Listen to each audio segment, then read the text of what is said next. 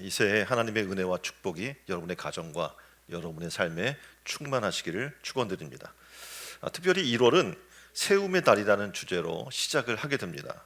세움의 달, 우리가 믿음에 굳게 서려면 어떻게 했으면 좋을까? 오늘 본문의 말씀을 통해서 함께 우리가 은혜를 나누길 원합니다. 본문에 등장하는 골로새 교회는 비록 자신이 가서 직접 복음을 전하지는 않았지만 에바브라를 통해서 저들이 복음을 듣고 예수를 주로 받았다는 사실을 듣게 됩니다. 그래서 바울은 지금 어떤 상황이냐면 로마에 지금 가택 연금 중이에요. 그러니까 감옥에 갇혀 있는 거죠. 근데 골로새 교인들에게 서신을 씁니다. 그리스도 예수를 너희가 주로 받았으니 이제 그 안에서 행하고 뿌리를 받고 세움을 받아서 교훈대로 믿음에 굳게 서서 감사함이 넘치는 삶을 살아라 라고 지금 권면을 해주고 있는 겁니다. 이 바울의 권면을 우리가 보면서 2023년도 우리 신촌 은혜로운 교회 성도들의 삶이, 신앙이 믿음에 굳게 서서 우리가 어떻게 그렇게 살아나갈 수 있을까? 이 말씀을 통해서 우리 은혜를 받기를 원합니다. 자, 세움의 달 믿음에 굳게 서려면 첫 번째로 예수를 주로 받아야 합니다. 옆에 분에게 한번 얘기해 주시죠. 예수를 주로 받읍시다. 6절에 이렇게 얘기하죠. 그러므로 너희가 그리스도 예수를 주로 받았으니 그 안에서 행하되 라고 얘기해 주고 있습니다. 지금 바울이 골로새 교인들을 향해서 지금 요청하고 있는 것이 무엇인지를 우리가 알 수가 있어요. 여기서 보면 너희가 받았으니 이 말이 있는데요. 이건 헬라 원어로 파랄람바노라는 말로 사용이 됩니다.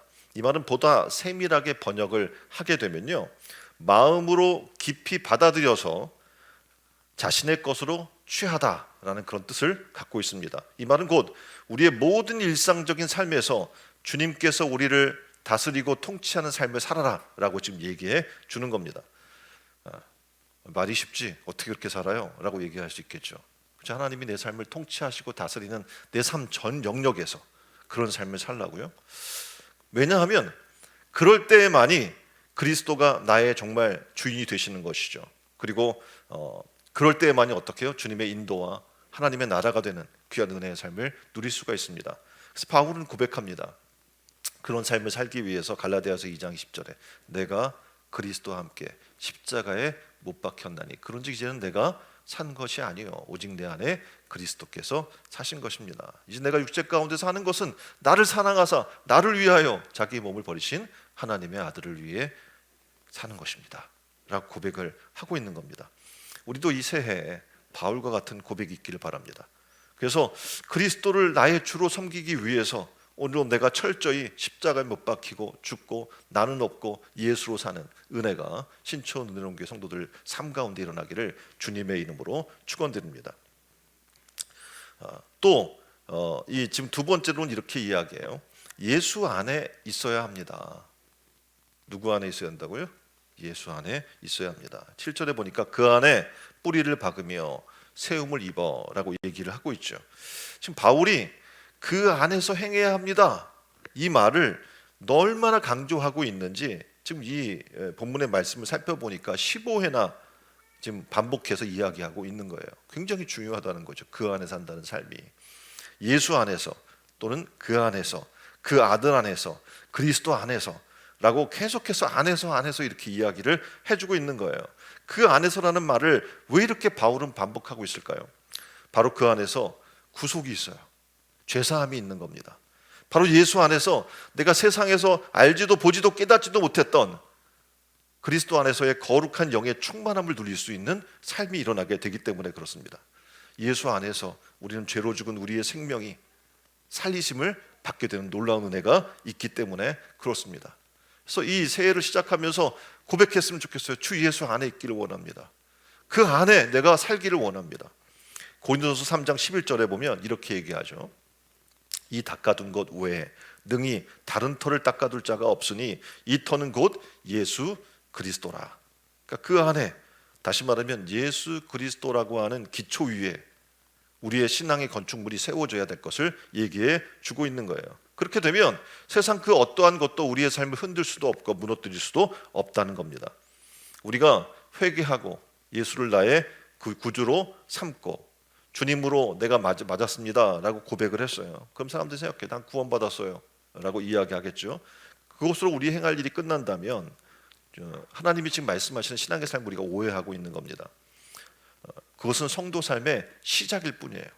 예수로 나의 구주 삼았고 하나님의 자녀가 된다고 우리 고백을 하고 우리가 거듭났잖아요. 거듭나는 삶을 산다고 하는 것은 단지 내가 잘못했어요 하나님 하고 돌이키고 예수를 나의 구주로 삼겠다고 고백했다고 끝나는 것이 아니고 그때부터 뭐예요? 신앙의 삶이 시작이라는 거예요. 신앙을 고백하고 단지 거기가 끝이라면 이제 그 안에서 우리는 아무런 열매도 없고 신앙의 삶에 어떤 은혜를 누릴 수 있는 삶도 없는 겁니다. 그래서 이제 그 안에 다시 말하면 그리스도 예수 안에서 살아가야 하는 거예요. 살아가는 삶의 신앙의 모습이 없다면 그것은 죽은 신앙이기 때문에 그렇습니다. 자, 세 번째는 이렇게 얘기해 주고 있어요. 예수 안에 뿌리를 박아야 합니다. 뿌리 깊은 나무가 좋은 과실을 맺는다는 것을 우리는 너무나 잘 알고 있습니다. 마찬가지로 우리가 그리스도 예수 안에 뿌리를 깊게 박게 되면 그리스도 안에서 주는 놀라운 영적 영양분을 공급받게 되겠죠. 그리고 그 안에서 우리는 자라게 됩니다. 그리고 그리스도 안에서 놀랍게도 그리스도 열매를 맺게 되는 줄 믿습니다. 중국의 동부 지방에 가면 모소 대나무라고 하는 게 있어요. 근데 이것의 종자는요, 한번 심어두면요 4년간 자라지를 않아요. 얘가 순만 조금 나와가지고 자라지를 않아요. 하지만 5년째가 되는 해에 동시에 여러 곳에서 죽순이 올라오는데 5번째 해가 끝나갈 무렵에 갑자기 25m 높이로 성장을 하는 거예요. 놀랍지 않습니까? 이 대나무는 4년이라는 기간을 죽순을 내지 않고 오직 사방 수십 센티미터까지 뿌리를 뻗습니다.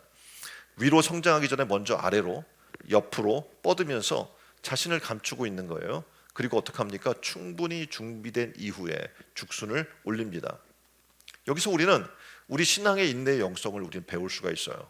다시 말해서 신앙은 보이는 것보다 보이지 않는 것 내면의 영성을 가꾸는 것이 정말 중요하구나라는 것을 깨닫게 해주는 거예요. 자, 2023년을 살아나가는 신촌 은혜로운 교회 성도님들 한 분 한 분이 이 안에 우리 내면의 신앙의 영성을 키우기를 원합니다. 그래서 정말 어떤 것에도 흔들리지 않는 참다운 신앙의 모습들이 여러분 가운데 세워지기를 주님의 이름으로 축원드립니다. 왜냐하면 그래야만 환난을 이길 수가 있어요. 그래야만 악한 지금 이 수많은 영이 지배하는 이 세상 속에서 사탄과 싸워 이기고 사명도 감당할 수가 있고 감사함을 넘치게 하고 그리고 주님의 말씀대로 사랑할 수 있는 사람이 될 수 있는 줄 믿습니다. 예수님께서 산상수훈에서 이렇게 얘기하시죠. 내 말을 듣고 지키는 자는 어떻게 해요? 집을 짓는 자라고 이야기를 해요. 성경을 보면 인생을 건축에 비유합니다. 우리의 믿음의 건축에 비유해주고 있는데 우리 인생도 건축을 해가는 거예요. 그래서 믿음의 생활도 건축하는 것과 굉장히 흡사한데 건축물을 세우는 데 있어서 기초를 닦는데 여러분이 아시는 것처럼 굉장히 많이 돈이 들어가요. 그러니까 토목공사에 돈이 많이 들어갑니다. 기간도 많이 걸립니다. 그럼에도 불구하고 그것에 정말 최선을 다하지 아니하면 어떻게 해요? 기초가 부실하기 때문에 얼마 가지 않아서 무너지는 대형 참사가 일어나게 되는 겁니다. 1995년 6월 29일 날 서울 강남 반포터미널에 삼풍백화점이라고 지금 그림에 나와 있죠. 5층 건물 전체가 지하 4층까지 무너지는 일이 생겼습니다. 얼마 걸렸냐면 20여 초 걸렸어요. 말도 안 되는 거죠. 도대체 이것이 어떻게 이렇게 완전히 붕괴됐을까? 이 사건으로 말미암아 502명이 죽었고 6명이 실종됐고 937명이 부상당하는 대형 참사가 일어났습니다. 건물주는 구속되고 얼마 후에 죽었습니다. 이스라엘에서는요 예식장이 무너져서 수백 명이 죽는 일이 일어나기도 했습니다. 모두가 다 뭐냐면 불법적으로 기초가 부실한 건축물을 지었기 때문에 그래요. 저와 여러분은 인생에 있어서 또는 우리 믿음에 있어서 이런 부실한 건축물이 되지 않도록 잘 신앙의 건축물을 지어나가야 될 줄 믿습니다. 자, 그렇게 하려면 어떻게 해야 됩니까? 네 번째로 교훈을 받은 대로 세워가야 하는 겁니다. 그냥 막 세운다고 세워지는 게 아니에요.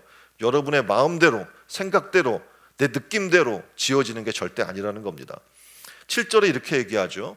교훈을 받은 대로 믿음에 굳게 서서 감사함을 넘치게 하라. 이렇게 말씀해 주고 있어요.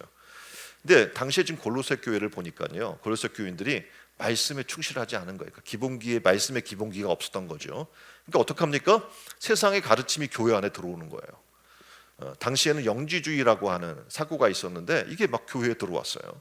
그 율법주의자들이 율법으로만 된다고 이야기한 사상도 들어왔어요. 이런 세속적인 교훈이 들어왔을 때 말씀에 기초하지 않았던 그들은 무너지기 시작한 겁니다. 그래서 바울은 그들에게 교훈하고 있는 거예요. 지금 가택 연금되어 있는 상황에서 그들에게 얘기해주고 있는 거예요. 야, 너희가 말씀에 굳게 서야 해. 말씀에 굳게 서서 그 흔들리지 않는 그런 믿음에 굳게 서는 삶을 살아라 라고 얘기해 주고 있는 겁니다. 이 세대도 그렇습니다. 온갖 거짓과 불법이 난무하는 세상입니다. 뿐만 아니라 사도 바울의 경고처럼 지금 마지막 때에 탐욕으로, 자기 욕심으로 또는 이기주의와 또 부모를 섬기지 않는 불효로 넘쳐나는 그런 삶이 있습니다. 오늘날 우리의 신앙도 그리스도 예수 안에서 교훈받은 대로 서서히 우리가 성장하지 않는다면 골로새 교인과 같이 우리도 미혹될 수밖에 없습니다. 그래서 우리는 어떻게 합니까? 충만하신 그리스도 그 안에 신앙의 뿌리를 굳건히 내려서 성장하고 세상의 유혹을 물리치는 그런 신촌의료원교 성도들이 다 되기를 주님의 이름으로 축원드립니다. 건축물은요, 그것이 대형 빌딩이든 아니면 주거용 건물이든 뭐가 필요할까요? 설계가 필요합니다. 건축을 하려면 어떻게 해요? 처음에 설계가 필요한 거예요. 설계가 완벽할수록 건축할 때 다시 어떻게 해요? 이거를 짓거나 이런 다 바꾸거나 다시 막 부시거나 할 필요가 없어요. 설계가 완벽할수록 좋은 건물이 지어지게 되는 겁니다. 만일 여러분이 설계 도면이 없이 주먹구구식으로 고층 빌딩을 지으려고 시도를 한다면 그것은 참 미련한 일입니다. 그리고 시간과 재료를 낭비하게 되는 것이겠죠. 그리고 그 건물은 소용도 없는 건물이 되고 말 겁니다. 믿음의 건축물도 마찬가지예요. 설계가 너무 중요합니다. 믿음의 건축물을 세우기 위해서 우리는 교훈대로 해야 되는 거예요. 이 건축물이 그냥 막 지어지는 게 아니고 하나님이 가르쳐준 교훈, 다시 말해서 이 설계대로 우리는 어떻게 해요? 착실히 지어 나가야 될 줄 믿습니다. 그러면 하나님이 말씀하고 있는 이 교훈, 다시 말해서 설계는 뭘까요? 첫 번째로 뭐라고 얘기하고 있냐면 하나님의 말씀이다 라고 얘기해주고 있어요. 하나님의 감동으로 된 이 성경 말씀, 이것은 우리가 좋은 믿음의 건축을 할 수 있도록 꼭 필요한 설계가 되는 도면과 같은 역할을 합니다. 이것을 대신할 수 있는 것은 이 세상 어디에도 없습니다. 우리가 받은 복음, 다시 말하면 그리스도께서 우리를 위해 대신 죽으시고 그리고 부활하심으로 우리의 죄를 사하시고 또한 어떻게 해요? 우리에게 부활의 소망이 되었다는 이 사실, 이것을 넘어선 어떠한 것도 새로운 진리처럼 얘기를 하더라도 그것은 어떻게 해요? 참 교훈도 믿음도 아닌 줄 여러분이 아셔야 되는 겁니다. 우리는 성경에 그려진 설교도면, 다시 말하면 믿음의 이 건축을 할 수 있는 하나님의 말씀, 복음의 중심, 이 말씀 가지고 살아나갈 때 우리는 어떻게 해요? 아름다운 신앙의 건축물을 세워나가게 될 줄 믿습니다. 두 번째는 뭘 얘기하냐면 성령을 얘기해주고 있어요. 요한복음 16장 13절에 보니까 이렇게 말씀하죠. 그러하나 진리의 성령이 오시면 그가 너희를 모든 진리 가운데로 인도하시리니 그의 자의로 말하지 않고 오직 듣는 것을 말하시며 장래 일을 너희에게 알리시리라. 예, 그렇습니다. 성령은 여러분 지금 신앙의 삶을 사는데 우리가 육신으로 있잖아요. 그러니까 영적 삶을 살려고 하는데 도무지 이해가 안 되는 부분들이 많아요. 자, 일반적으로 여러분 설계 도면을 보잖아요. 일반인들이 쉽게 이해할 수 있나요? 그렇지, 이해가 안 되죠. 근데 누가 옆에서 이건 이렇고 가르쳐 준다면 어떻게 해요? 전문가가 와서 쉽겠죠. 바로 성령이 그런 역할을 해주는 겁니다. 성령을 보면 정말 우리 인생에, 우리의 신앙의 삶에 하나님이 우리가 존재할 수 있는 존재 이유를 구체적으로 설명해주고 나가야 할 방향을 그림으로, 도면으로 세세히 얘기해 주시는데 우리 눈으로는 이 도면이 잘 보이지가 않는 거예요. 근데 성령이 오셔서 우리를 진리 가운데로 인도해 주시고, 진리의 영이기 때문에 영적 삶의 길이 무엇인지, 하나님이 우리에게 원하시는 뜻이 무엇인지, 우리가 어떻게 살아야 잘 살 수 있는지 구체적으로 세세하게 설계 도면을 정확히 보고 착오 없이 우리가 시공해 나갈 수 있도록 그분의 인도하심이 있다라는 거예요. 우린 다만 그분의 인도하심을 향해 쫓아가면 되는 거예요. 성령의 도우심 없이는요, 여러분이 아무리 박사학위를 갖고 있는 지혜자라고 할지라도, 여러분이 굉장히 어떻게 보면 세상에 경험이 많아서 어떤 분야의 달인이라고 할지라도, 여러분이 성경 도면을 제대로 볼 수가 없어요. 왜냐하면 성경 도면은 영적인 것이기 때문에 그렇습니다. 오직 우리는 성령의 조명 아래에서만 그것을 밝히 드러나 볼 수 있는 줄 믿으시길 바랍니다. 설계도는 하나님의 말씀과 또한 성령의 인도함을 따라 나갈 때 우리는 정말 2023년 이 한 해 멋진 신앙의 건축물이 지어지게 될 줄 믿습니다. 신촌 은혜로운 교회 성도 여러분, 하나님 말씀과 성령의 도우심이 있길 바랍니다. 그리고 이 한 해 이 믿음의 좋은 건축물들을 다 지어나가시는 여러분 되기를 주님의 이름으로 축원드립니다. 자, 세움의 달에 믿음에 굳게 서려면 마지막으로 뭘 얘기하고 있냐면 넘치는 감사함으로 세우라라고 얘기해주고 있는 거예요. 자, 한 해를 돌아보면서 이제 2022년도는 가고 2023년도가 시작이 됐어요. 여러분 어떠세요? 감사합니까? 감사하세요? 죽겠다. 새해부터 죽겠어. 너무 힘들어. 이런 마음이 있을 수도 있어요. 근데 오늘 성경은 뭐라고 이야기하냐면 넘치는 감사함이 있어야 돼라고 얘기해주고 있는 거예요. 자, 기초 설계가 끝났어요. 그러면 건축물을 세우는 일을 잘해야 되겠죠. 토목공사 끝났으면 그 위에 세워야 될 거 아닙니까? 그러면 견고한 기초와 완벽한 설계 도면이 있다고 할지라도 건축을 부실하게 하면, 그렇죠, 건축할 때 뭐 콘크리트를 잘못된 걸 갖다가 집어넣는다든지 하나하나 할 때 어떻게 해요? 뭐 조족을 쌓아 나가야 되는데 이 조족도 뭐 이렇게 제대로 된 성분을 하지 않고 제대로 전문가를 쓰지 않으면 막 배가 나오고 삐뚤빼뚤하게 건물이 지어지게 되거든요. 다시 말해 좋은 건축물이 될 수 없겠죠. 좋은 재료들을 충분히 써야 하고 적당한 비율로 콘크리트가 배합되어야 하고 일정한 기간 동안에 건조를 시켜야 돼요. 시간이 급하다고 해서 콘크리트를 타설해 놓고 다음 날 바로 이렇게 할 수 있어요, 없어요? 없어요. 양생하는 기간이 필요한 거예요. 뭐 층마다 다르겠고 건축 높이에 따라 다르겠지만 뭐 2주를 양성해야 되고 어떤 건 막 3주를 양성해야 돼요. 근데 그 시간을 무시하면 어떻게 됩니까? 부실하게 되는 거예요. 믿음의 건축물을 잘 세우기 위해 필요한 것이 바로 그겁니다. 바로 헌신이 필요한데 다시 말해서 건물을 지으면 10년을 늙는데요. 저 어때 늙은 것 같아 10년? 10년을 늙는다고 얘기하고 있는데 도대체 왜 그럴까요? 왜냐하면 건축하려면 정말 집중해야 되고 거기 매달려야 돼요. 그래서 정말 헌신적인 노력이 정말 피땀이 그 안에 쏟아져야 되기 때문에 그렇습니다. 이 세상에는 노력하지 않고 얻을 수 있는 것은 아무것도 없어요. 마찬가지로 훌륭한 신앙의 건축물도 여러분이 피땀 흘려 노력하지 않는다면 얻어지지 않는 겁니다. 그러니까 내가 구원받았다고 이제 거저 이 구원의 은혜까지 그냥 나가야지 이렇게 생각한다면 큰 오산이에요. 거기에 뭐가 있어요? 헌신적인 노력이 따라와야 되는 거예요. 헌신적인 희생이 따라와야 되는 거예요. 근데 여러분이 아시는 것처럼 이 헌신은요 억지로 되지 않아요. 그렇죠?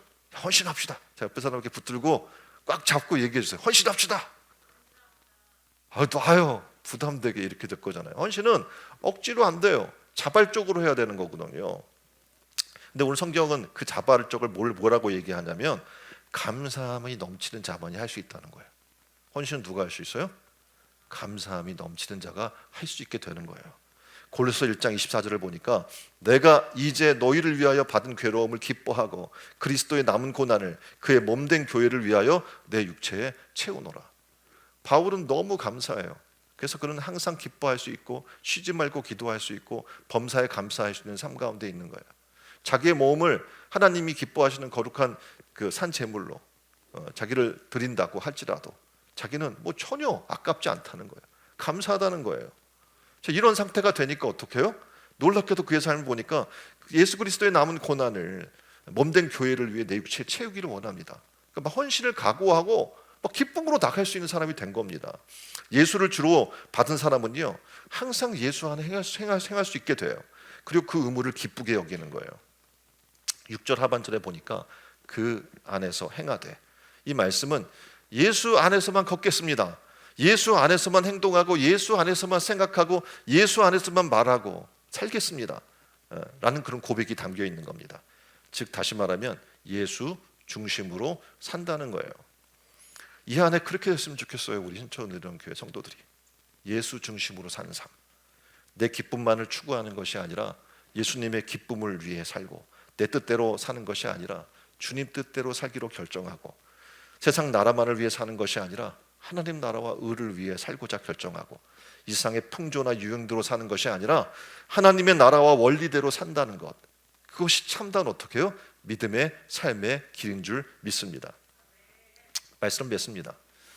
세상에 이 삶을 살아나가는 2023년도의 시작에 특별히 우리는 세움의 달이라고 1월 달에 주제를 정했습니다. 자, 이 달에 우리는 어떻게 살아야 할까요? 믿음에 굳게 서야 한다고 말씀을 드렸습니다. 믿음은, 건축은 지금 땅 위에 콘크리트를 이렇게 하잖아요. 콘크리트로 지금 빌딩을 세우는 것, 그것과 믿음의 삶은 비교할 수 없어요. 2023년도 한 해를 시작하면서 우리는 각자의 믿음이, 이 건축물이, 믿음의 건축물들이 부실공사가 되지 않도록 힘쓰시길 바랍니다.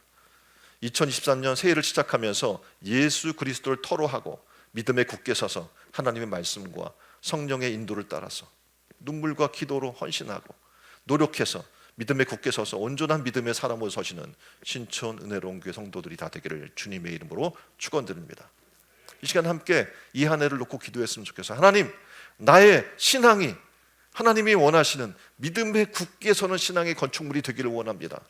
하나님, 우리가 믿음에 굳게 서서 말씀과 성령의 인도를 따라 하나님 눈물과 기도로 노력하고 정말 믿음의 헌신을 통해서 정말 멋진 하나님이 원하시는 신앙의 건축물로 세워지게 하여 주옵소서. 우리 다 같이 한 목소리로 기도하겠습니다.